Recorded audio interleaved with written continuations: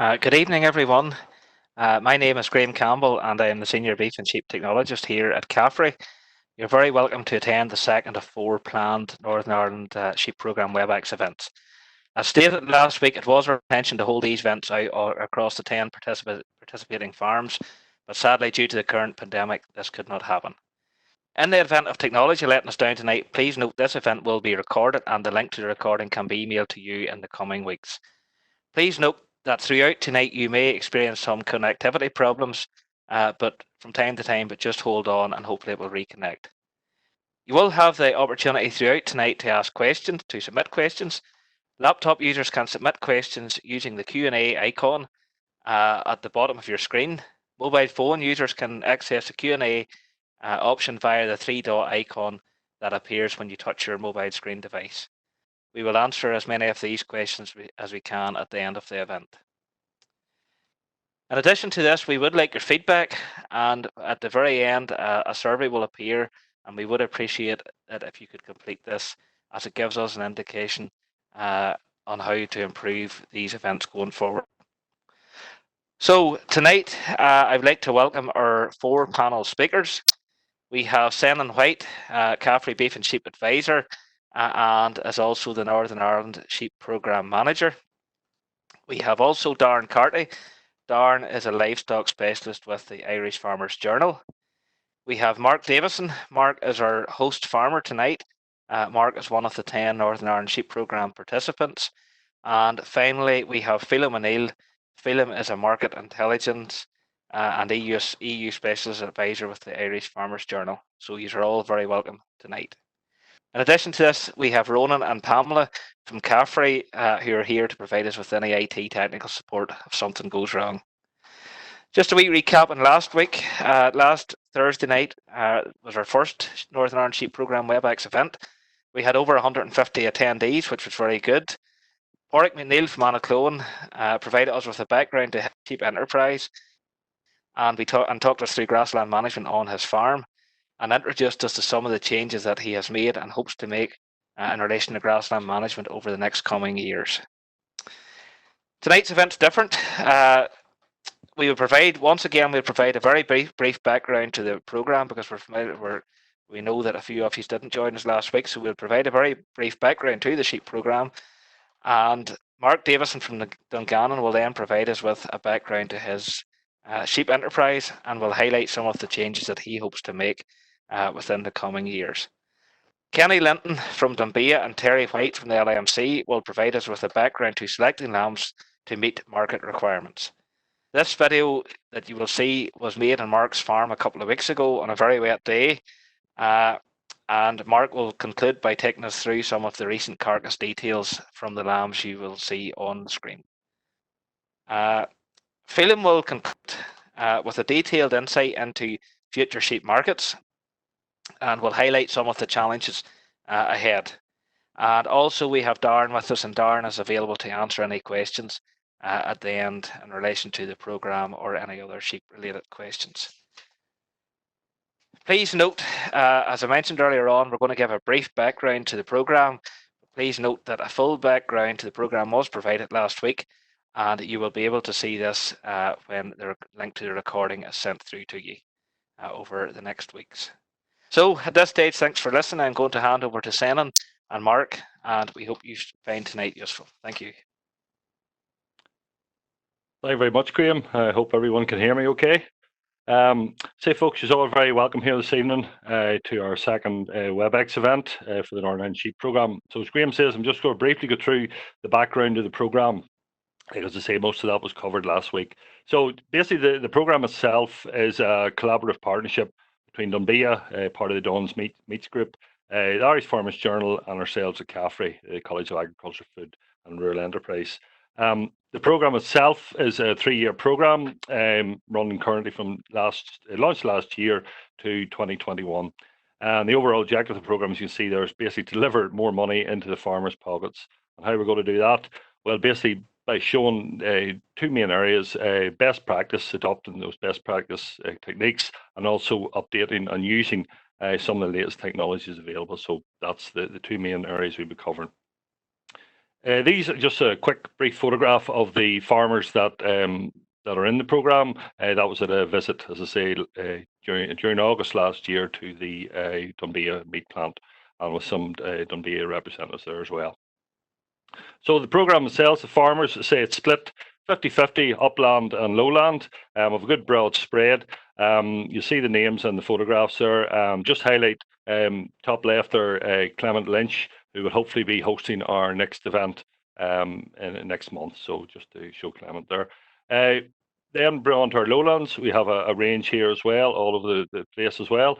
You see Porrick, who was with us last week, and we have Mark, who is our host here this evening, top right hand side. So basically that's the background to the program.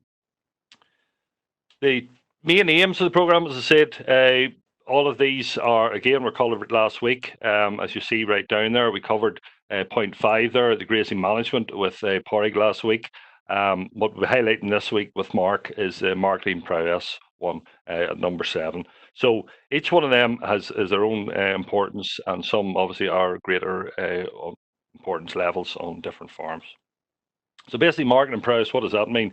Well, basically, the lambs are marketing, or will be going through the program. Farmers will be marketed and traded through Dumbia, and with that, we'll be hoping to get the the data captured back from those, and especially through the farmers that are using EID, and even ones that, as long as a recording system.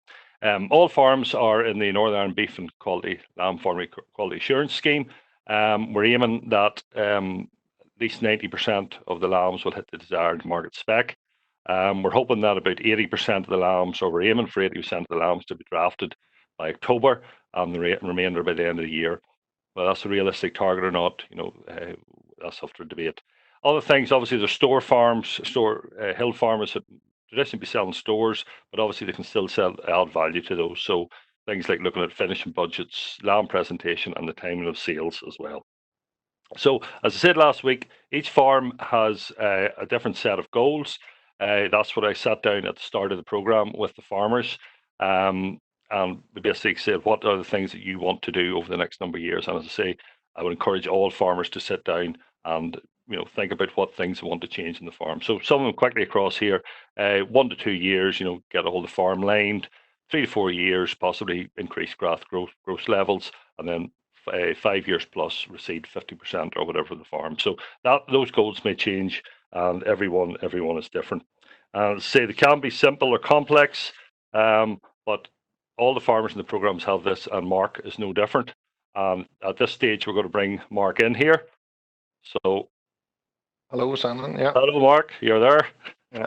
Good man. Good man. We're very welcome here, Mark, this evening, and thanks very much for being number 2 on this. It's a strange thing and a new thing, so we appreciate you coming forth here and give us an insight into your farm. So basically, Mark, that's my bit. Maybe you could tell us a bit who you always see here, photograph of the family, and we'll go through the farm as we go along. Yeah, that's grand. This is my family here. It's my wife, Jenny, my oldest son, Harry, he's 15, and daughter Ellie's 13, and youngest son, Jonah, he's 10. So you can see we've plenty of help at this year anyway, during COVID. Yeah. So maybe tell us a wee bit about the farm itself, Mark. Yes. Let me see. I done an HND at Greenmount in the 90s, and then I worked out for a number of years. So I'm farming full time. My father's retired about 6 years now. In the sheep enterprise, we've 210 mature ewes, 70 ewe lambs. With a spring calf and suckler herd, with about 30 cows. I would finish some as bulls, some of my calves as bulls, sell some as stores. Keep heifers, maybe calve them and sell them as outfits. I'm pretty flexible. Whatever the market's strongest, I'll try and aim for that. Our home farm will have 56 hectares of lowland. It's divided into 2 blocks. The home block is the larger block. There's 113 acres in a block here. We're very fortunate to have such a good compact block. And over the road to the right-hand side, with about 30 acres over here. This is it's the driest part of the farm. Sandy ground is used for silage. The home block would be a mixture of clay and a lot of flat land. Some of it is reclaimed moss. Used to dig turf in some of it, so peaty soil can grow grass, but when it rains, the water has to soak through it. Right. It can't run off. And do you use there all the time, Mark, or do you have any runs or? Yes, I graze on the home farm. It's nearly all grazed. I keep my ewes on it from after lambing till October time. I'd probably move 100 over to the out farm for wintering, and the rest of them would be outwintered. I'm fortunate enough to have a couple of good farmers that I can have a run of maybe 200 acres. I could run 200 ewes around that, so Very good. I'm lucky that way. Very lucky. Good. It's a great asset to have. Just to break us on the ewes, Mark, is one of the photographs of the. Would it be typical ewes or bit of mixture, or what would have for you, Mark? That would be sort of a typical. They're a bit of a dolly mixture. These are all ewe lambs or first-time lambers with their single lambs. They're just in for a routine dose here. As you can see, most ewes would be either half Texel, half Suffolk, with a mixture of crossbreeding, some Belclair genetics now, and a few Clins. Very good, very good. So we're going through these later on, and we're discussing a bit more as well.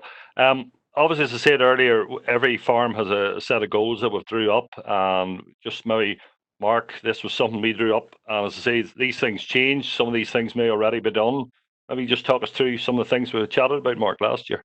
Yeah, I suppose liming was a bit of an issue. Most of my fields were around a pH of 6. We've got a couple of load of lime on so far this year, about 40 tonne, and that's addressing any fields that are below that. And hopefully we'll get another couple of load on later in the year, weather permitting. And another goal would probably to increase ewe numbers. We're about 280 at the minute, so we're aiming to go around the 300 mark. And it's just a matter of keeping more ewe lambs and breeding that up. Yeah. So basically, you are the stage, Mark, of like you worked out for a while and you're home now, so you are building up the farm really still. Yes, I suppose when I was working part time, the numbers had slipped away a wee bit, so I'm gradually building things up. Yeah. Fair enough. Fair enough. The ewes themselves, what we've got here. Again, that's a couple of first-time lambers there, just out of grass. I suppose the main policy in the farm is do it with grass. Once the lamb, I don't feed any meal. They're chased out and have to fend for themselves. We're pretty ruthless. Don't carry any passengers. Anything that doesn't scan empty, doesn't have a lamb. Cheerio, way to the factory or to the mart. It's a dangerous place, Mark. Dangerous. Yeah. Earn their keep. Good man. Well, as I say, Mark, with all the program farms, again, there's targets that we're trying to, everybody sits down and you have to have something to aim for. So maybe these are some of the ones we brought up for yourself, Mark. Just a few here. Your 2019 figures on the left, and then where you're hoping to go to. Maybe just chat us through them, Mark, and what do you think is achievable, what isn't, what. Yeah, this is 2019 benchmarking figures. I've been doing that for this last several years, and it is beneficial. Scanning wise, we're sitting about 1.89 on 2019 on that's mature ewes. My target's around 1.9. I don't want to go over that all that much. I don't want a pile of pet lambs. I don't want a lot of excess work. I want the ewes to do it themselves. My ewe lamb scanned at 1.46. This was good. I was very happy with that result. I suppose my target would be 1.5, but as long as they're near the thing, it's not bad. Weaning percentage would be something to work on. We've set a target of 1.75, which is high, but it's achievable with maybe tweaking breeds and genetics a wee bit. Store lamb percentage. Previous years, I have weighed my lambs in September. Anything over 40 kilos, I have kept and finished off grass. and sold the rest. Last year mightn't have been the best year for doing that. The previous year before that was very good. And I'm trying to reduce that on a grass diet and try to get 20%, sell 20% of stores. My stocking rate is getting there, but we need to improve a wee bit. I might be able to achieve this by keeping a smaller or breeding a smaller type of ewe. That's a long-term thing. Just on that, what is your weight to ewes, Mark, or roughly do you? Mature ewes would probably be around averaging about 75 kilos, although there would be some Suffolk bred ones that could creep up to 85 kilos, maybe 90. But with the like of Belclair genetics, you're keeping that down a wee bit. Yep, yep. And gross margin there, Shannon, it's currently about 600, and would like to aim for 800 as the target.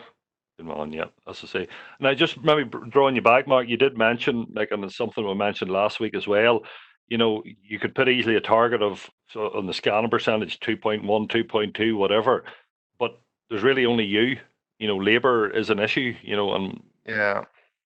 Well, that's the thing, it's a big issue, and I don't want to be left with a shed full of pet lambs.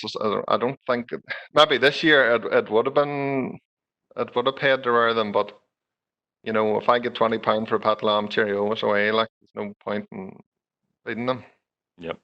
And like the mainstay, Mark, and what we'll come on to in a wee minute, is like grass that you mentioned, you know, all these things, and obviously animal health, which you mentioned, you know, so and we'll chat about them there. The mainstay for, doesn't matter how good you have all the targets of the day, but if you don't have those two fundamental areas that you're very much focused on, it doesn't really matter, you know. So very, very admirable with that. Again, I think maybe you've mentioned a couple of these, Mark. Yeah. You're maybe close to that 300. You're not. I'm not far away. Total ewe numbers will be getting close till it. I suppose I need to keep plenty of replacements coming through and start till. If I had enough replacements, you could be more severe in your culling. You know, you could weed out any ewes that had persistent single lambs or anything that you didn't like the look of. Yeah. No, fair enough. And I say the lambs away by October that we mentioned. Again, was Shardy a bit of breed in here, Mark, or? Yeah, again, that's a first time lammer. It's a small batch. There's about a dozen ewe lambs that had twins. This is the only batch in the farm that we're getting any meal. We're getting a bit of meal and a wee bit of creep for the lambs, just to give the ewes a chance to rear them, but it seems to be doing well. That's good. That's good. Well, as I say, Mark, we'll have your targets, or you know, there's some of the things. Maybe we're going to come on now. Basically, what are you doing, you know, to get that, or some of the things that you're considering, or maybe you're already done. Maybe just chat through some of these things here, Mark, that you're. Yeah, I had a closed flock basically for 4 or 5 years, and I felt that I needed something a wee bit extra in, or I needed different genetics in. I was keeping my own replacements, but I maybe couldn't keep enough.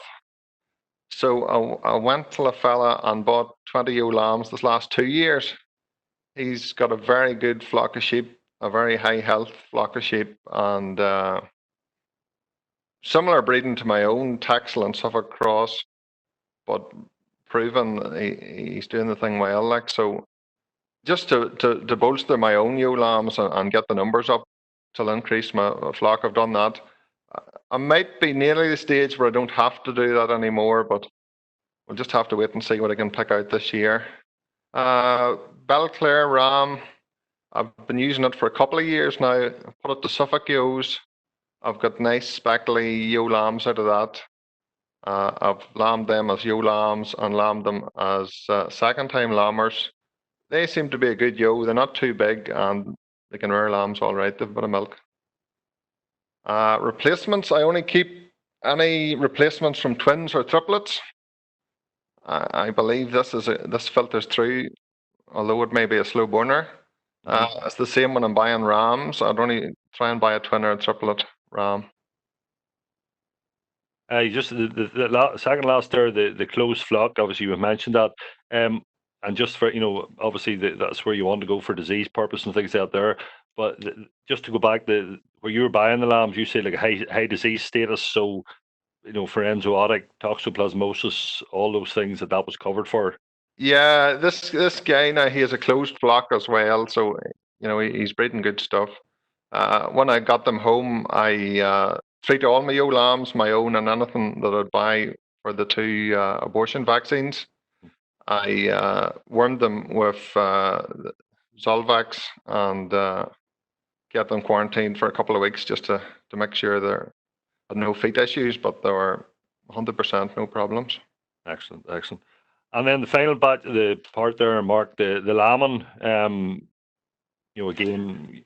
Yeah, I'm a bit different, I suppose, than most of the other farmers in the program, where I have a longer lambing season, just to make best use of my housing and labour. I lamb in 3 batches. The first batch lambs from mid-February till the first week in March.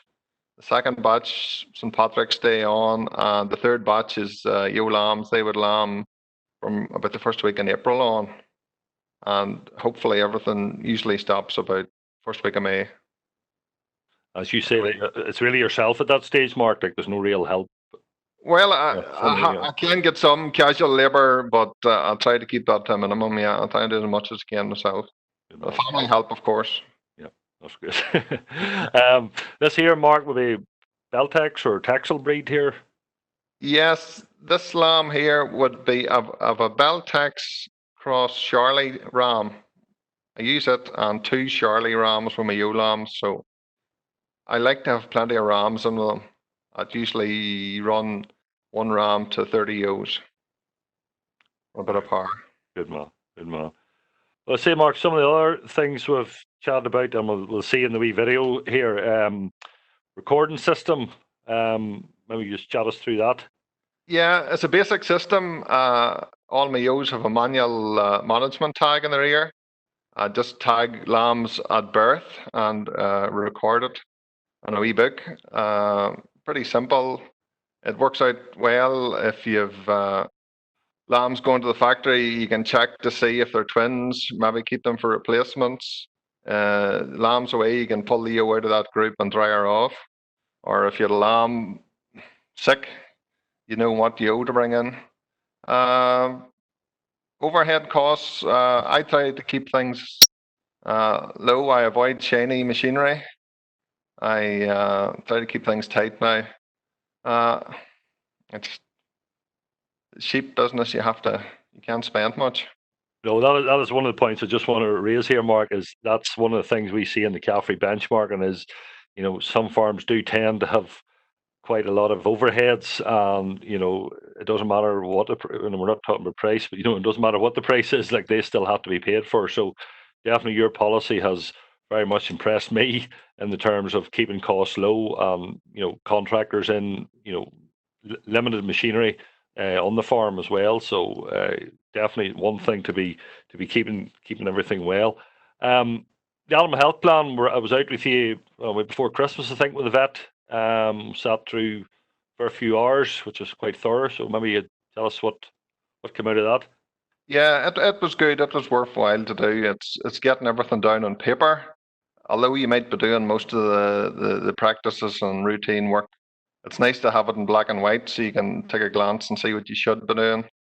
I suppose, stemming from that, but on blood samples, and we are low in selenium in this area, and that was reflected in the blood samples. My sheep were low in selenium, but they're still doing what I think they should be doing, and it could be an area to look at. It could be an area for trialing, maybe a bolus or something like that. Currently, I don't use any boluses or any mineral supplements. So, okay, well, say if you're getting the growth, may not be an issue, but it's something maybe to look at. Other thing that we mentioned again in the Porrig last week, the OPA. I think possibly you did get your ewe scanned. Yes, we scanned last September. We scanned anything over 1 year old, and there was 220 were scanned. And from that, we identified 5 ewes that were showing signs of OPA. These were a mixture of ewes from 2 years old to 5 years old, and I think 2 of them were very fleshy.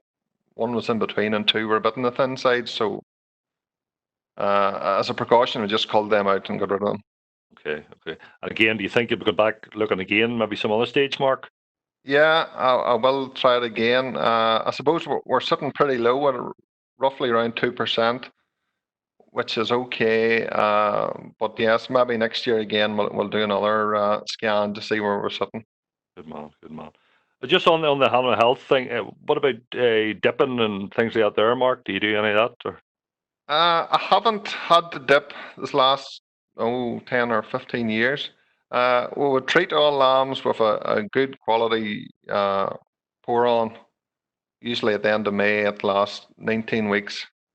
I've tried different ones, and this, as far as I can see, is the only one that's any good. My early lamb and batch, normally I can get away without using anything on them, because most of the lambs be away at that stage. So that's the way I work it.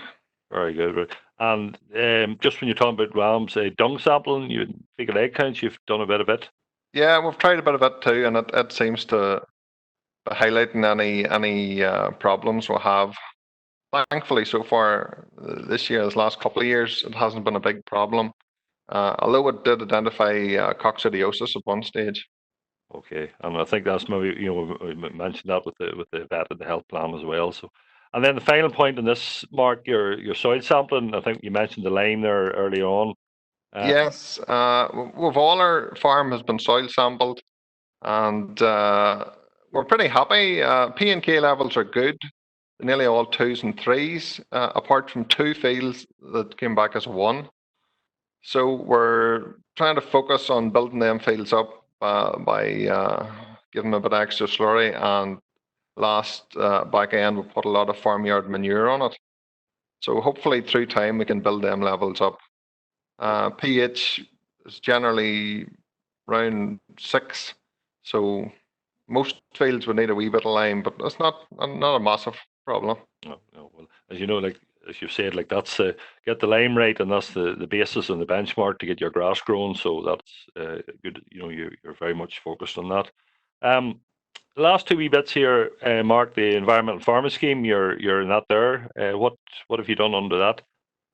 Yeah, it's a new thing. We've spent a lot of time at that this spring. I suppose the backbone, you could say, of that is an electrified fence.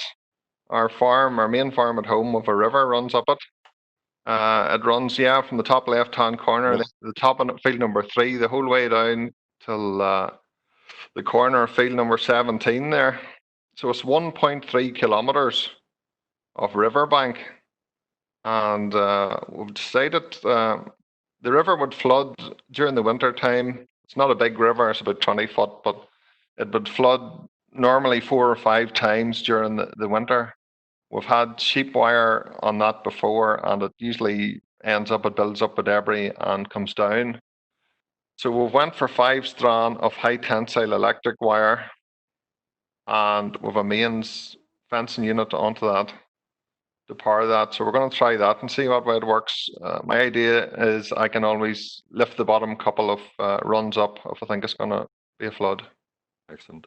And like obviously with the additional benefit of that is improved grazing, and obviously within the program of all the farmers have got a plate meter and using the software AgriNet. Yes. Have you been getting on with it, or what have you found? Yeah, it's good. It's good. I've only really been focusing on it this last couple of weeks. I was trying to get my fencing and waterworks out of the way. It's definitely interesting. It's highlighting fields that are performing, areas that aren't growing grass, and it's very interesting to see what you're producing, what you need. It gives you a good handle on what you have on your farm.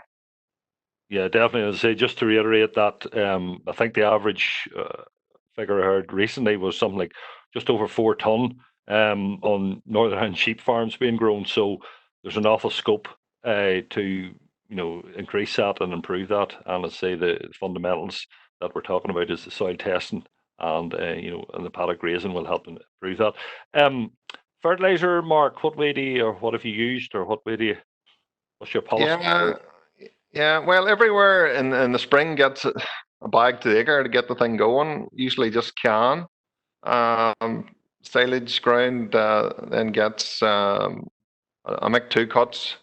It usually gets 2.5 bags or else 3 bags to the acre of a 24-06 or 24-10, depending on first or second cut, and slurry. The home grazing block then, it would get topped up during the year. Normally with just like a can, but I have recently got a pallet of 50 kilo bags of a 2606 plus 10% sulfur. So I'm keen to try that out to see if it makes much of a difference. Okay. You always work with wee bags, Mark, or is this? Well, I work with big bags for the farm in the springtime and for my silage swards and whatnot. But I also always get a pallet of 50 kilo bags delivered each time. So it's just if I'm going to do a paddock or do 5 acres, you can throw in a couple of bags, 3 bags, whatever you need, and away you go. Like. Well, that's exactly right. You feed as you need, so to speak, and it depends how well it's coming back and so on and so forth. So, Mark, excellent. Thank you very much. We're going to give you a wee bit of a break here. We're going to bring in the video now, so hopefully all comes through here. As I say, Mark was out with the help of Jenny and the family. We really appreciated spent a right bit of time doing a video on selecting lambs on the farm. So we're going to show the wee video now, and as I say, I will pause it as we go through, and then just so we can hear over the video, because there is sound with it, and obviously they wouldn't be able to hear the pair of us if we were talking of it. So just going to bring this up now. Hello, I'm Mark Davidson, one of the Northern Ireland sheep programme farmers. Today we're going to weigh a few lambs here and see if there's anything ready for the factory. I've got plenty of help today. I've got my children to help me here, Harry, Ellie and Jonah. And my wife's taking the video.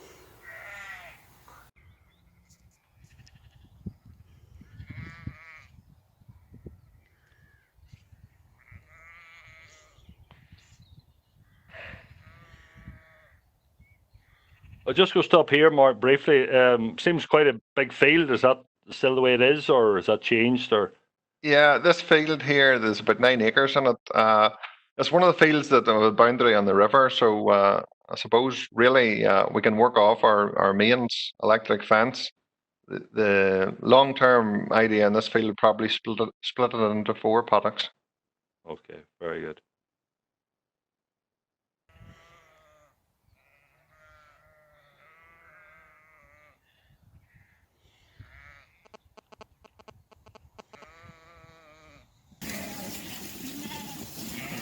So this was all the early batch, Mark, was it? Yeah, that's the first batch, first lambing batch. The lamb mid-February, about the first week of March. These sheep we've in today are the early lambing flock. We have started lambing about mid-February and finished the first week of March. They were put out and they got no meal, none of the ewes or the lambs since they were out. This is our 3rd pick from them, and we are hoping to get 6 till 10 lambs today. The factory's only 7 miles away, so we can justify going with a small batch. The grass is a wee bit tight, so we want to get a few stock away if possible. Before we start weighing the lambs, we'll calibrate the bridge to just make sure it's right. So it's reading 0 or close to it. We have a 40 kilo tractor weight here. We'll set in. And hopefully that should be accurate. So it's reading just about 40 kilos, so that's not far away.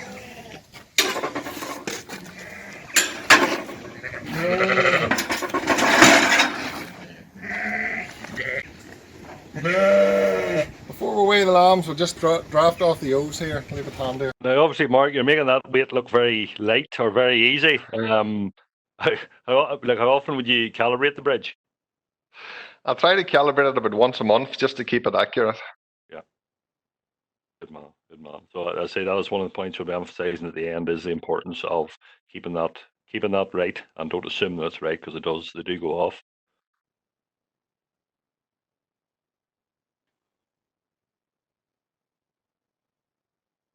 I just want to stop here, Mark. This wee circular pen here, is this new edition or? It's been about this while, I suppose, 15 or 20 years. It's been modified a wee bit. It's next to the row of blocks, one on the top of it there recently. It's just something simple. I've seen it at a farm walk. Well, it was a fancy one. I've seen it at a farm walk, but I decided to botch up one myself and try it out. It works well, yeah. Good.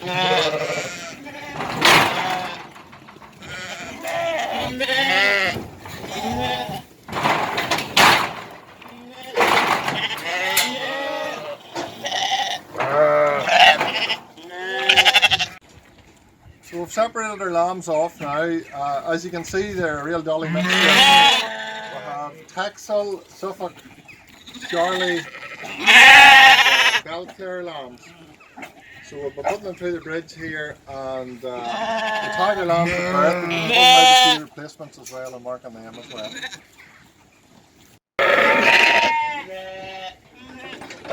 We're after a lamb that's 43 kilos plus. They're killing out, I would imagine, the first couple of batches between 48 and 50%. So something that's a bit of cover on it and is over 43 kilos would be fine. This lamb here is quite good. He's out covering him. He's a twin Suffolk lamb. So I'll give him his number and he can go. So how actually, Mark, just on the kill outs, how have they been performing? The first lambs away there at the end of May were very good. They were 50%. There was a couple over 50%. And I suppose I've seen them slip away a wee bit. Maybe more so when the rain came, they would start to slide down a wee bit. Yeah, natural. 3504. 3504, 46 kilos. Right, that's it.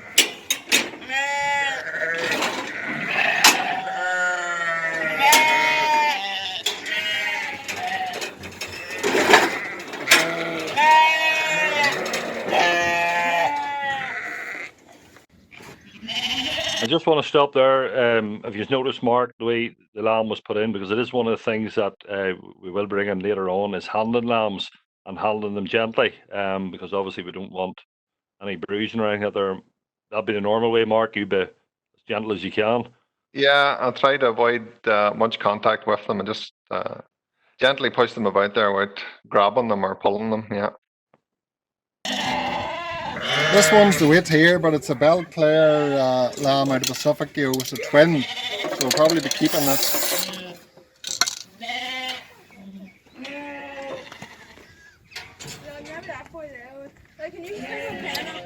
So that's you've obviously looked there, Mark. Just to describe how you've come about that. So you went back to the book then, or how did you? Yeah, as you can see there, I have a wee book just to the right hand side. Any lamb that like the look of going up the bridge, I check its number. If it's looking good, feeling good, good mouth on it, good legs, I'd probably give it a red head.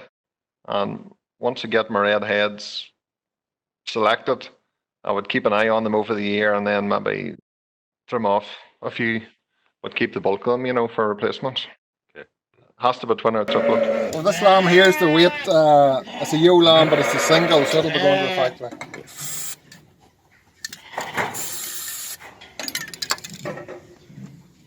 It's a good fat cover. 3450.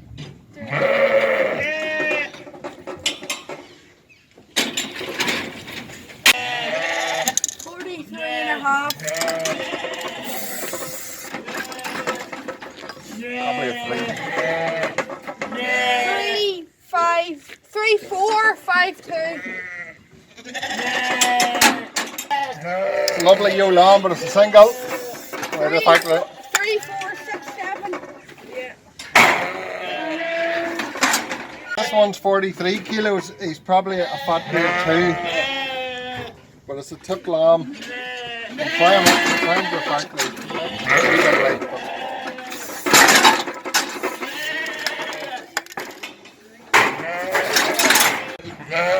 45 kilos of Belclare cross. It's not bad. Maybe a 3.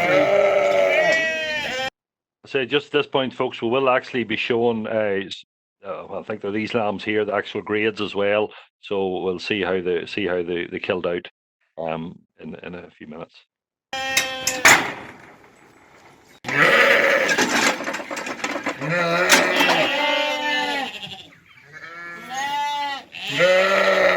5, 4, 3, 3, 5, 4, 3.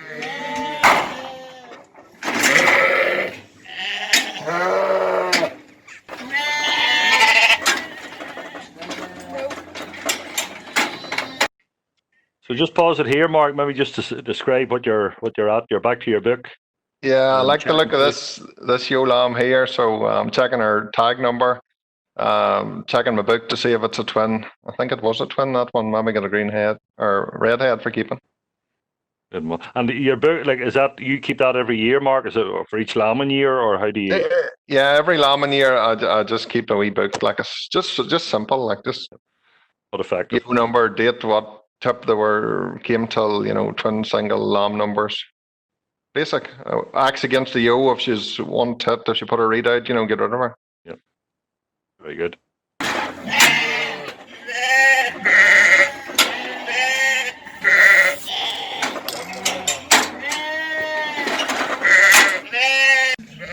So we've weighed all our lambs now, and we've selected 19 lambs to go to the factory. This is Monday, and they'll be going on killing on Friday. So they have 4 days, possibly another kilo of gain. The latest lamb's 42 kilos, and the heaviest one was 45. And the mainly tips, I think, is 16 tip. Well, you said there, Mark, at the start you were maybe 6 to 10, and you got near double that. So I say that's pretty pleasing. Yeah, I was happy. That was the last week of the dry weather, and that's 19 lambs off. And we checked the book. I think there was 8 ewes were dried off as well. So it was 27 sheep off the grass. So that was a good result. Yeah. And would that be normal? Like, would that a wee bit ahead of yourself, Mark, or what way do you think that would have been compared to others? This year they're ahead of themselves at least a week. We've got lambs away in May, the last week of May this year. That was the first for several years, and I think it was that good dry weather. They were eating dry grass, high dry matter, just eating, laying, slept. There's no energy wasted. And how often were you weighing them, Mark? During the dry spell, we're weighing every week because they were performing well, and at the minute we're probably weighing every 2 weeks. Okay, fair enough. Right, we'll just play our own here. Hopefully the prices hold up to the end of the week. Right, it's Friday morning. We're going to load these lambs up here now and get them back as soon as possible.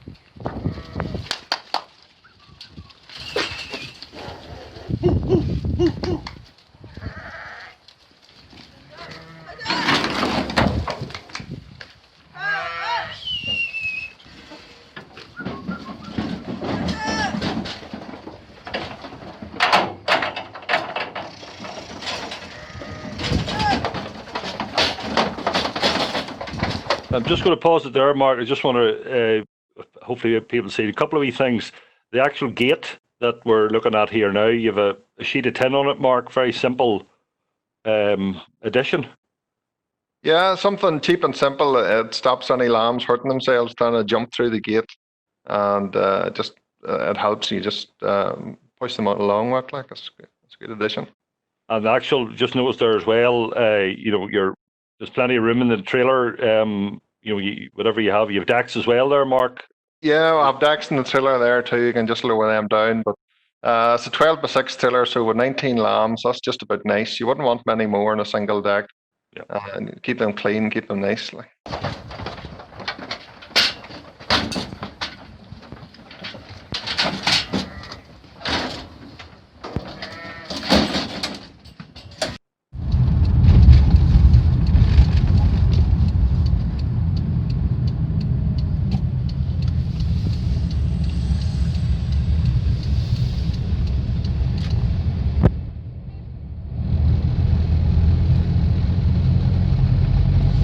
Okay, this is us at the factory. We're about 16 minutes later.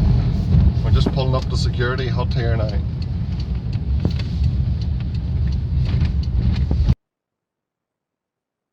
Okay, folks, just that's the wee bit from Mark's completed, and I say, Mark, thanks very much for all of that. The wee bit now is just a bit from a fellow called Kenny Linton, who's the agriculture manager, and will be a contact within the programme for ourselves. And Kenny is going to go through a presentation here on, actually out of Mark's farm, on grading lambs. And then we'll pause, and then we'll have a bit from Terry White from the LMC. So just let this play right through. Okay, we're at Mark Davidson's farm this evening. He's in the second part of the programme, the Northern Ireland Sheep Programme. We're selecting lambs for slaughter. As you see, we have the weighbridge here. The weighbridge is, you can get an estimate of the weight, but it doesn't give you the hot cover or what cover the lamb is or the confirmation lamb, which you need to do hands-on. So for confirmation, you need to handle the lamb on the shoulder, the loin, and the hams, the hind leg of the lamb, to get confirmation. For the finish, you need to handle the shoulder and the loin, and you can feel the rib too, to give you enough information on the fat cover. This is a good idea to do. You can take a note of what you estimate the lamb is, take a note of the EID of the lamb, and then whenever you get your remittance back from the factory, you can do a cross-reference back to the lamb that you have done. Just one other thing is on lamb handling. Wool pull, if you grip a lamb by the wool and pull, it causes bruising, which you can't see here, but if you're in the factory, that there will show up as a bruising, and there'll be excess trim done. Injection sites is another problem. Avoid any injection sites in the shoulder, the loin, or the hind leg. If possible, do all injection sites on the neck of the lamb. We have a ewe lamb here which weighs roughly 41 kilos on the weighbridge. Now we're going to estimate the grade of it, the confirmation and the fat cover. First of all, we'll handle it for the fat. We'll check it, the shoulder area, we're checking the loin area, the ribs, the tail or the dock, some people talks about it, and then we'll check the ham of the leg of the lamb, which is an excellent little lamb, which we estimate this lamb to be a U3, 3 in fat, ideal thing, killing out roughly 21 kilos. Okay, just there, Mark, you mentioned about guesstimating or the grades and stuff. Have you done that before they go to the factory? I would take a note of the weight, Sen, until having a rough idea what they're killing out, and sometimes we would guess them, write them down beside it. At least the factory now is providing that service where they're linking up the ID number to the carcass. So yeah, we'll do it sometimes. Yeah. Okay. So say, folks, we'll have here a wee presentation from Terry White from the NMC on some of the grading as well. So very appreciative of that. Points to remember when selecting lambs for slaughter. Check your weighbridge is accurate. Try and weigh the lambs in the morning before they have their breakfast. Ewe lambs will get finished quicker than ram lambs, and ram lambs are not going to be ready by the end of August, should be castrated when they're young. Lambs that are still sucking their mothers should have a kill-out percentage of 50% of their live weight, half weight. As the year heads towards the autumn and the winter, and the grass quality reduces, so will the kill-out percentage of your lambs. Possibly half weight minus 1 to 2 kilos. The ideal carcass weight is 19 to 21 kilos, and the meat plants only pay up to 21 kilos. So if you have a lot of heavy lambs, you will have to consider selling live weight. Gather sheep into the pen, yard, confined area, preferably concrete. Don't allow too much room, as you have to catch each lamb to check their weight. Catch the lambs by the throat, under the head, jaw and tail, so as not to have any bruising on the lambs when they're slaughtered. The main handling areas of lamb are loin, tail, and shoulder. Place the palm of your hand on the lamb's loin to assess the fat cover. Loin should be a good width, and with light pressure, feel the fat cover. You should not feel the lamb's backbone. Move to the tail with the fingers and thumb. For cover with light pressure, you do not want the bones to be bare of cover, or too broad or fat. The shoulder should be feel broad and well fleshed. Everyone should be aware of the conformation and fat class requirements for lambs. EUROP for conformation, 1, 2, 3, 4, 5 for fat cover. You should be aiming to produce a U-grade conformation and fat class 3. E is the best conformation, U next, R next, O next, and P being the poorest. Fat cover 5 is too fat, 4 less fat, 3 is ideal, 2 is slightly undercovered, and 1 is too lean. With handling your lambs and watching your remittance advice, you will be able to select for the market requirements.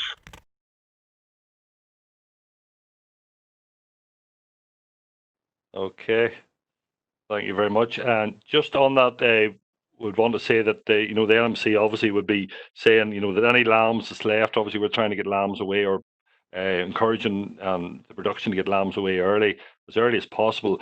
Any lambs that they would be towards the end of August, they would be encouraged to get those castrated, as there is a perception there that there is a taint in those in ram lambs. So we'll maybe chat about that later on.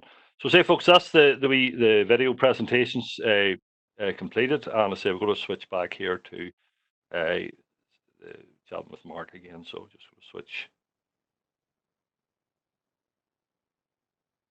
Okay. So Mark, these are some of the lambs, your kill sheets here it's come through. Maybe you chat through what would your average grades be, average weights, those type of things. That's the kill sheet of them 19 lambs that went to the factory there. What can I say about it? Well, it was the end of the dry weather, and I wanted rid of lambs. The prices were coming down. They were down, I think it was 15p the next week. So that's like a general run of them. Heaviest lamb there would be about 22.7. The heaviest lamb on the bridge was 50 kilos. So yeah, or 45 kilos, sorry. So he's killing about 50%. The latest one on the bridge was 42 kilos. But weights there down to about 19. Yeah, I'll be happy enough for that. The grades were good. There was a couple of lambs on hindsight were maybe a wee bit on the lighter side, but prices were good, and it suited to get them away. Like, how many batches have you away, Mark, so far? I have 4 batches of lambs away. I have another batch ready at the minute, and it should be going next week. So I have 56 lambs away, and I've retained 30-something new lambs so far as well. And of your grades, Mark, how have you been getting on? Grade-wise, this year has been really good. Best year ever for grades. I think I've had 3 E grades and 44 U grades, and the remainders were ours. Fat covers sort of 50-50 between 2s and 3s, but I'm happy enough for this, considering it's all grass, like there's no meal in them. No, that's excellent. Just one of the things I will raise at this point is that keep weighing your lambs. I say I've spoke to one of the program farmers from the benchmarking. He more or less had lambs that were overweight on an average of possibly about 2 kilos. That mightn't seem an awful lot, but when we worked it out in terms of numbers of sheep that he's producing and times a certain rate, it was guts of £4,500 was given free. And in addition to that, there obviously those lambs were there for possibly a couple of weeks longer than necessary. So that is the point of checking grades, checking weights, and being regular with it. So say, Mark, we've just come to more or less to the finish bit here. What are you hoping to do in the future? What are you thinking about doing? What things would you want to change? Well, I suppose at the minute I'm really on a rotational grazing system. I'd like to change that probably till more paddocks. It would be something I'm thinking about working towards, especially with this electric that I've set up. EID systems, yeah, I'd like to go for one of them. It's quite a big investment, so maybe you could line up a grant or something, Shannon, for. I'll have it for you next week. To go down that route, but yes, it's definitely something I'd strive to get. Like I would like that. I would want to. You can get a lot from that system, especially when you're rearing your own replacements. Maternal lines, yeah, of my Belclare, I'd probably like to get a better Belclare ram, and possibly look into some of these other breeds. Maybe some New Zealand genetics, something like that. Rams with EBVs, I'd be very keen to buy rams with EBVs, but there does seem to be a lack of them out there when you go to the sale. There is a bit of a disconnect, I think, between farmers like myself and what maybe some of the pedigree breeders are offering. They've got rams that look nice, but once you put your hand on their back, a big ram lamb full of meal and him as bare as a crow, like, he's no good for me. They're all embryos now. You don't know if they're twins or triplets. I don't know what to think of pedigree rams.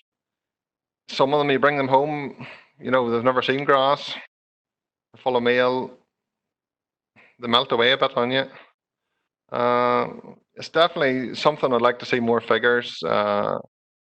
Maybe we should be looking at a starring system or something like that they have in the south. Yep, yeah. We'll say, well, maybe we'll bring Darren maybe in towards that at the end. Is that you have a grass-based system, and that's what you're looking for to push them through. Well, just the final point here, Mark, the mixed grazing. I think we had a chat, kind of maybe come out of when we're chatting with the vet as well. Maybe something to look at anyway. It's something I'm interested in. I suppose my drier ground, my cattle graze it as traditional, and the wetter, flatter ground sheep graze it. But there is some areas we could we'll look at that, and we have been trialing a wee bit of that to date. But it's just an area we're going to have to look at. I suppose traditionally around us we're housing for 6 months of the year cattle, so it just tells you what our land's like. So we just have to be careful. No, that's excellent. That's excellent. Well, Mark, thank you very much. You can take a bit of a breather now, and I'm going to hand back over to Graham here, as I think Phelan will be coming in now. So, Mark, thanks very much. Great job. Thank you. Thanks, Shannon and Mark, for an excellent overview. I'd also like to thank Kenny and Terry for the video recording, and also thanks to those who took the recordings. The videos were very practical and informative, and we thank you for that. These are very much appreciated. I'm now going to hand over to our final speaker, Phelan. Phelan is going to provide us with an insight into the current market situation, and will highlight any potential challenges he sees going forward. Okay, Phelan, thank you. Thanks, Graham, and good evening all. It's a pleasure to be part of the programme for this evening's event. I'm conscious that we went through the very practical side of it there down on the farm and at the factory, and what is required for the market. And from a farming point of view, that is the key element of getting those parts right. But of course, we're all interested in price and what markets are doing. And I have to say, it's a rare pleasure for me to come on to talk about markets at a time when things are relatively good. Usually I get the call to come and talk about this subject whenever prices are on the floor across the different species. But again, if you're looking at the Farmers Journal this week, you will have seen the page 3 headline about lamb prices being the 5-year high, and that's across the board, that we're running at a time of reasonably satisfactory prices. Now, again, if you do all the costs, you will not say that it's a get-rich-quick scheme, but it's where the price needs to be, and it's good to see that. And maybe what is worth noting, COVID has been the thing that has shaped everything in the entire economy, and indeed in wider society this year so far. And coming into COVID, lamb consumption and purchases through the retail side was on part of a downward slope. In the year to the end of February, according to the AHDB Cantor data, consumption or purchase in the UK through retail was down 3.7%, and that had been a trend, a year-on-year trend. And the first few weeks of lockdown, we had a pretty crazy market situation where with the clearing of shelves, then we had the restocking, dips and troughs. But interesting thing happened the last week of June there. We would have seen a week-on-week increase because they'd been tracking it on a weekly basis and up until the end of June. They stopped at the end of June. But the very last week, it showed a figure of a 46% higher sale of lamb through retail than had been the case in the same week last year. Now, we can build nothing on 1 week's figures, but just looking at the entire month of June, it was encouraging from a lamb point of view to see a bit more activity there.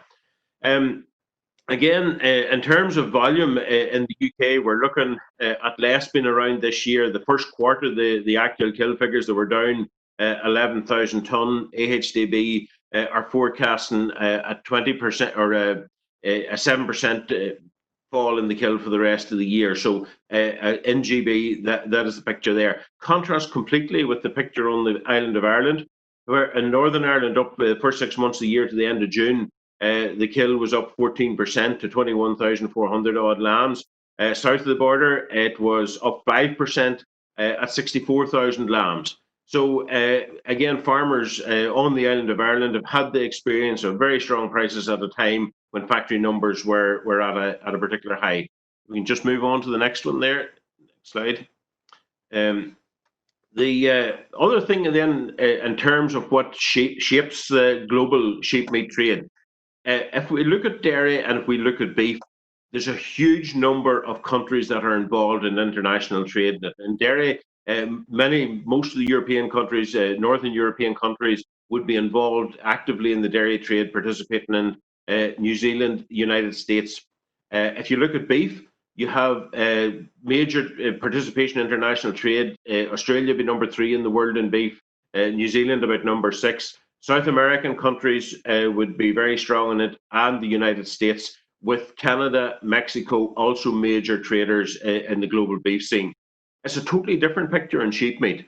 You have 2 big global players that have about 70% of the trade between them. Australia, number 1, New Zealand, number 2.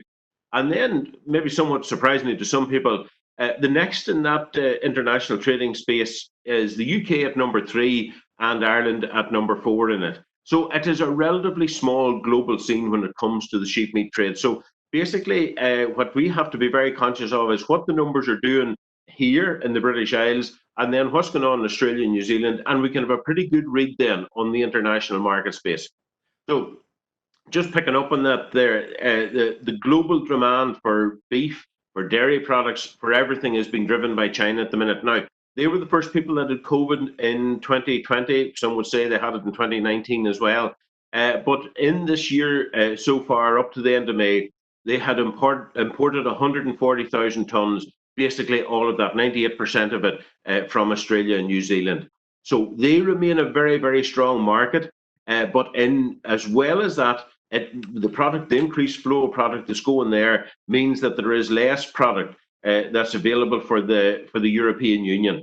And when you bear in mind that the European Union produces 94% of the lamb that it consumes, you can immediately see why then the extra few lambs that have been slaughtered in Northern Ireland and the Republic of Ireland, they actually the market has been more than able to accommodate them, especially when the production in GB has been down as well. So the bottom line is that we've had a market situation that has been favourable for us, where we have produced more and they have produced less. And just to put some numbers on that, before I leave China, I should point out that there's something that the Irish government has been chasing approval of that market for exports. They've had beef in now for over a year and a half. There've been no progress yet in terms of having lamb accepted for the market. And it's the same with the UK. UK is approved in theory for beef, although none has moved there yet. But it's a market that is worth getting approval for, just given the sheer size of it. Now, we may not, in the longer term, export an awful lot there. The other one that we should be looking at, both from a UK and an Irish perspective, is the United States. They are big importers of lamb. They would be the second most important market for Australia, the third most important for New Zealand. And that's one that we certainly could be looking at here from either the UK or Ireland. But in terms of numbers coming down, and just about maybe move on to the last slide for the moment to touch on this. Final points. Australia are running at a 100-year low in terms of their sheep flock because of drought. They're about 63.5 million of a flock at present. And New Zealand exports to the EU from October 19 to May 20 were down 7,400 tonnes. So you can see that the supply side has slipped there. All of that suggests a relatively positive picture for sheep producers anywhere on the island of Ireland. The difficulty is that we still have one cloud in the sky that hasn't been negotiated, and it was a cloud that certainly impacted the trade last year. And that is the whole issue, not so much of Brexit anymore, it's probably the wrong choice of words there. It's the future trading relationship between the EU and the UK. Now, that's something that is a major issue from the point of view of England, Scotland and Wales is a huge exporter of sheep meat. Dumbia would have one of the biggest sheep producing factories in Europe in Wales. That's something that would be a concern if no agreement is arrived at, that they basically go to imposing full tariffs on each other. It will really, really create a mess in the GB sheep meat market.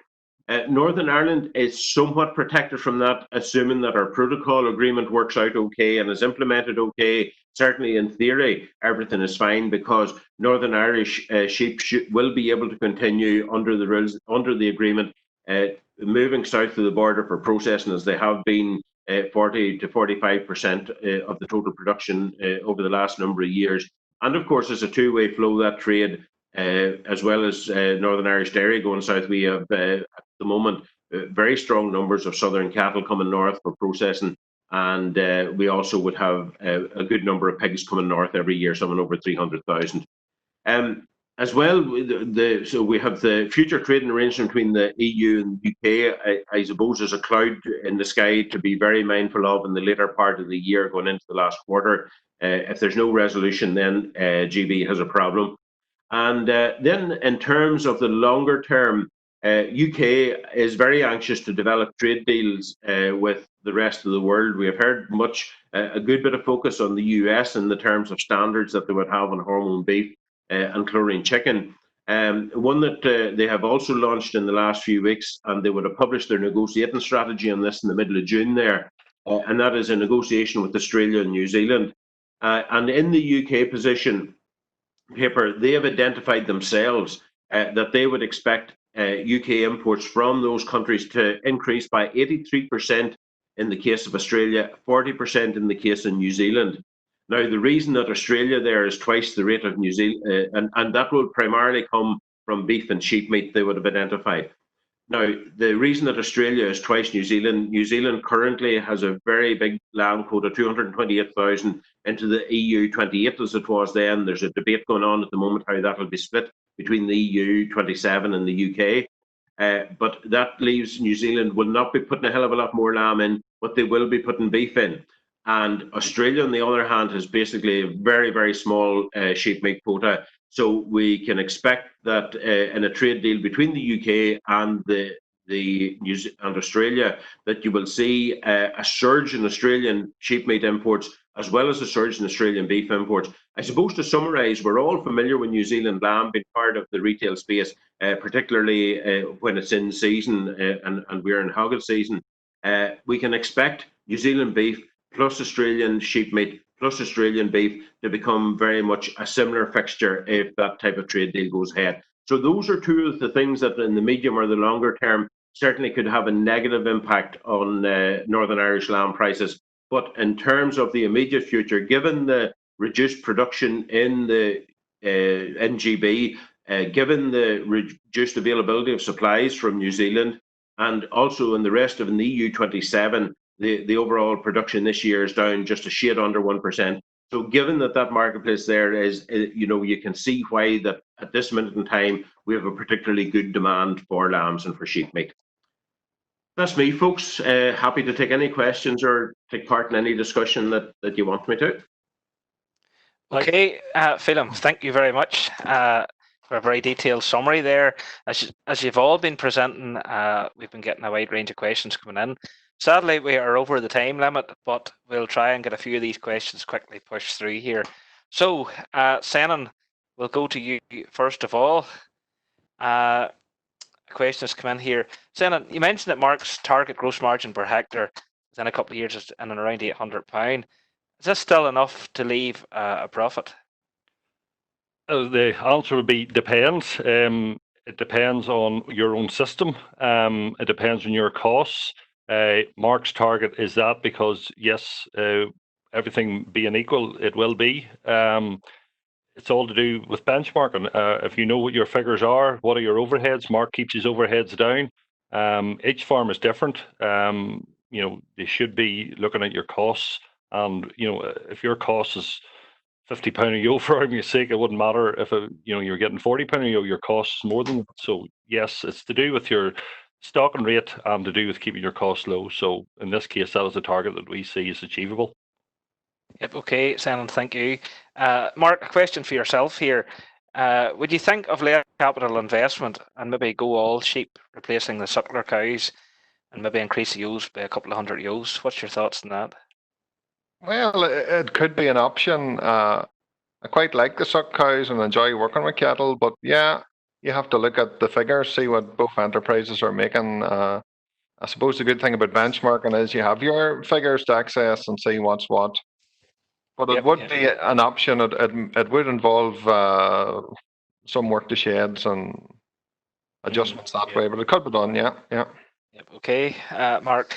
Phelim, a question for you here in relation to the current grading system. Do you think the current EUROP grading system is still relevant as a basis for setting payment rates for lambs?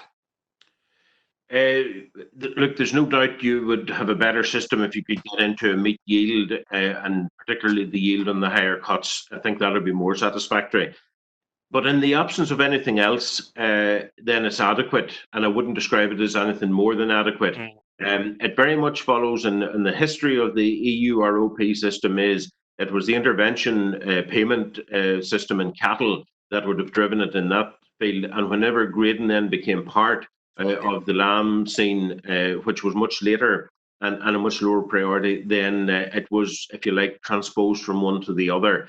It's an old Irish saying was, if you were starting off in this journey, you wouldn't start from here. But it's what we have. And until we come to a point where technology, we have electronic grading or machine grading for cattle, until we get to a point where we have a fully computerized scanning grading system that'll work in the sheep meat sector. And the trouble is, we don't have the critical mass of lambs that's going through factories to lead the research in that you need to develop that type of program. It's a bit of a catch-22 situation. And therefore, I think in the short, medium, and maybe even longer term, the EUROP system is something that I think we're stuck with. It's not the best. There could be better. But at the same time, in the absence of anything better, it is adequate. And I wouldn't describe it as anything more than that. Okay, Phelim, that was a very good question and a very good answer. I certainly agree with you there. Senan, a question for yourself here in relation to grades. Is it not more important to go for better grades than trying to get a few more lambs on the ground? What's your thoughts on that? Have you any figures to back that up? Well, as you look at it simply, you go from, say, an R to U, 10p. 10p by 20 kilos roughly is £2. That's the extra. As was Mark's doing and the program farmers, it's numbers. Sheep's a numbers game. You get an extra 0.1 of a lamb even over, say, 100 ewe flock, that's an extra 10 lambs. An extra 10 lambs, say 80 quid for argument's sake, £800. Those same 100 ewes producing a grade going up is just £200. So if you're £2 per lamb, so numbers win all the time. Yeah, certainly, and when you hear it that way, that's the case. Darren, I'm not going to let you off lightly here. Just there seems to be a lot of fuss in relation to drafting lambs at the correct weights. Should you not just let lambs run to the maximum weight and let the factories worry about selling lamb?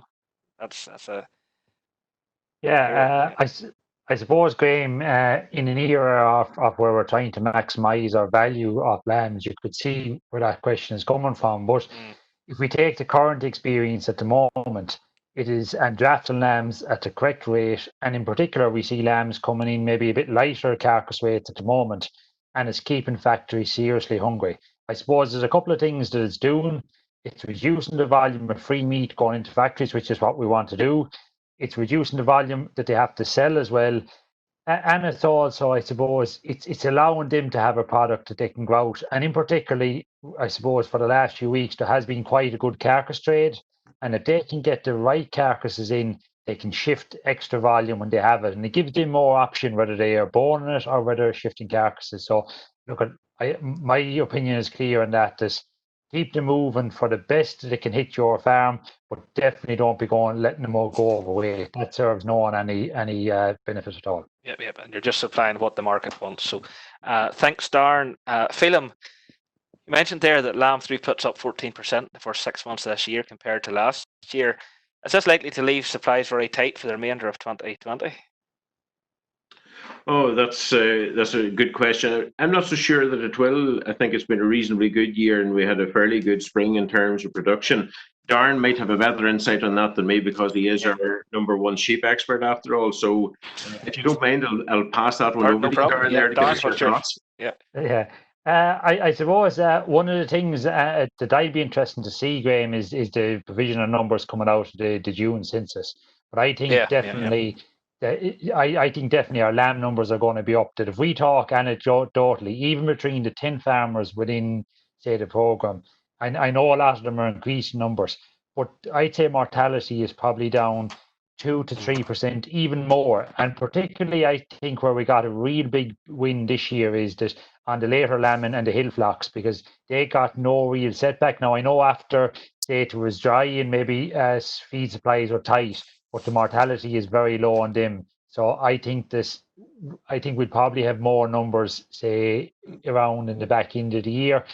But to balance that up, we are moving through them quick. Like the kill is well up, so we have to take that into account. But I think on balance overall, we will end up the year with higher numbers in the system.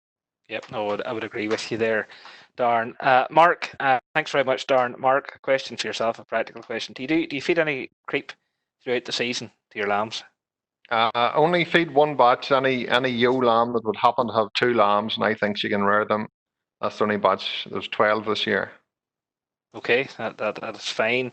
And Mark, another question just there. What treatment have you in place to cover blowfly at this time of year? Blowfly, I usually get away with doing nothing to my ewes and my lambs. I would use Click Extra, 19 weeks coverage, bang it on in May. That's it, sort of. And that covers, yep. That's okay. And you don't do any dipping at all, Darren, or? No, I haven't. Sorry, Mark. Sorry. I haven't dipped this long time. I seem to be able to avoid that. Okay, no problem.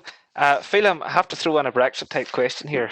I wouldn't be complete without doing that. So, in the worst case scenario, if Brexit negotiations went wrong and prevented the flow of lambs going south of the border, what are the likely implications to be for our markets?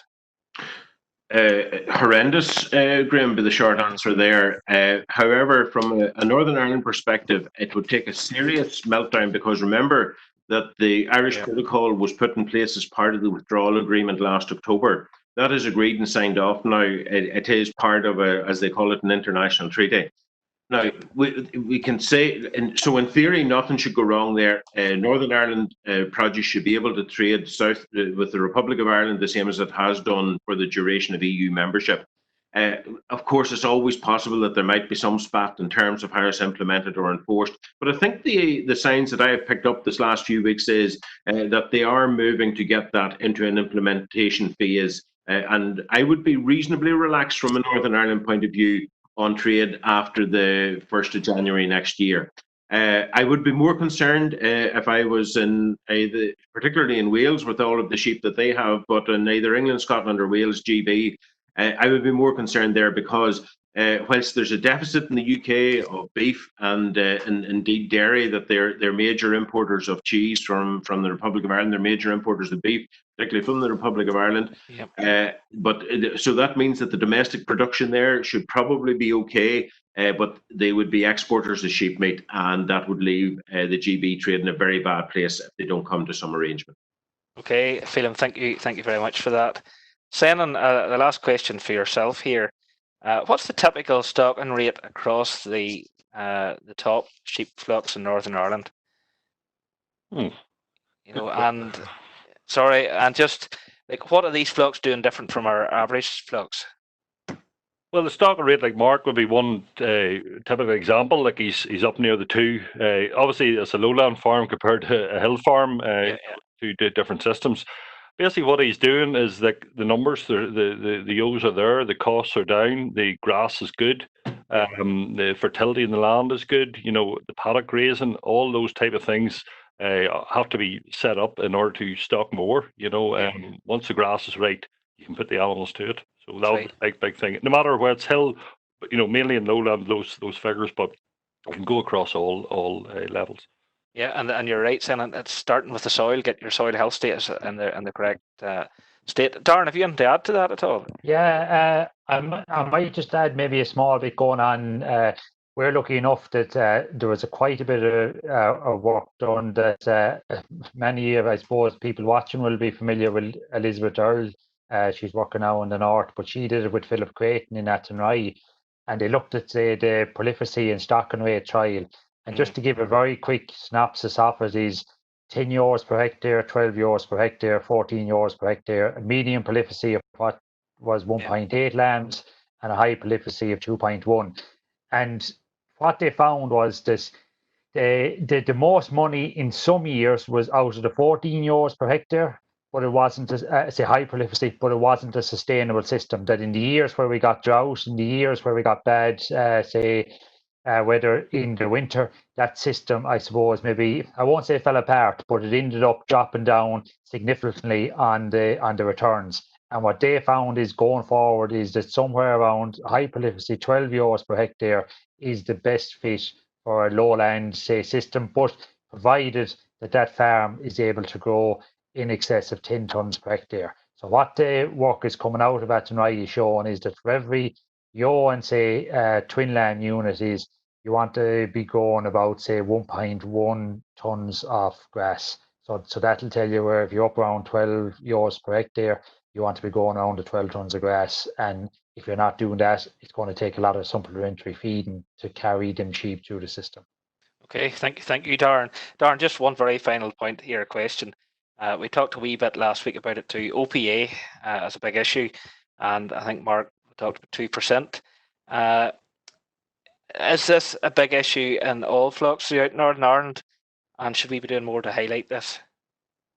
Yeah, Graham, I think it probably is a bigger issue than we know. Like, and one of the problems, I suppose, is, and we've seen it through the program, is that the ewes that are getting it are maybe the ewes that are 10 ewes and they're not improving, and we're saying, right, we're going to cull them ewes because there's some other ailment in them, or it's a ewe that's died, and we haven't seen or maybe misdiagnosing some of it because there is no ready test. We've seen that. Say the only, I suppose, means we have is ultrasound scanning. And that's probably the most difficult thing. Is like, to me, the biggest job we have is the awareness thing.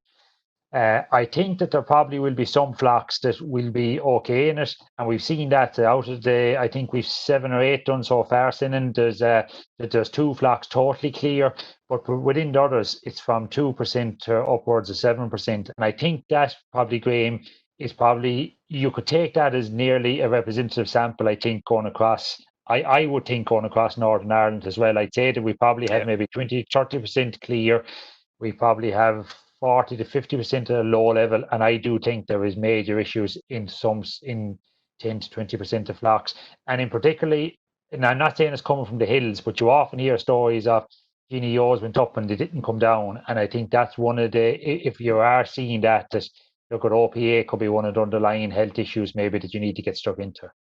Yep, and last June, Darren Caffrey held an OPA scanning event at Glenwherry, and I was surprised the number of it, just under 100 farmers turned up, and it went through the whole scanning process, explained the disease, and it was very, very, very useful, and it did open up people's eyes. So it is our intention later on in the season here to have a sheep or a flock health WebEx event, and we'll certainly be touching on OPA and provide more detail in relation to that.